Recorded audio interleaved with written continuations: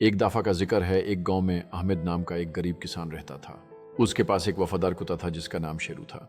शेरू अहमद के साथ हर वक्त रहता और उसके खेतों की रात दिन निगरानी करता था। एक रात जब अहमद और उसका घराना गहरी नींद सो रहे थे, टैब कुछ चोर उनके घर में घुस आए।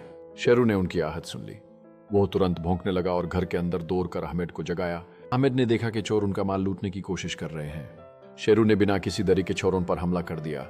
चोर शेरू के जज्बा और वफादारी से घबरा कर भाग निकले। अहमद ने शेरू को गले लगाया और उसका शुक्रिया अदा किया।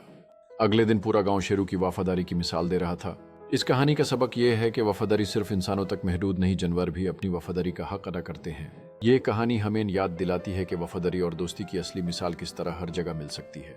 इस तरह अहमद और शेरू की दोस्ती न सिर्फ उनके लिए बल्कि पूरे गांव के लिए एक मिसाल बन गई। हर कोई यह समझ गया कि असली वफादारी सिर्फ एक जरूरत नहीं बल्कि जिंदगी का हिस्सा है। और इस तरह गांव में अहमद और शेरू की कहानी अक्सर सुनाई जाती थी ताकि आने वाली नस्लों को भी इसकी मिसाल मिले। कहानियां सुनाते वक्त लोग हमेशा शेरू की वफादारी और अहमद की मोहब्बत को याद करते थे।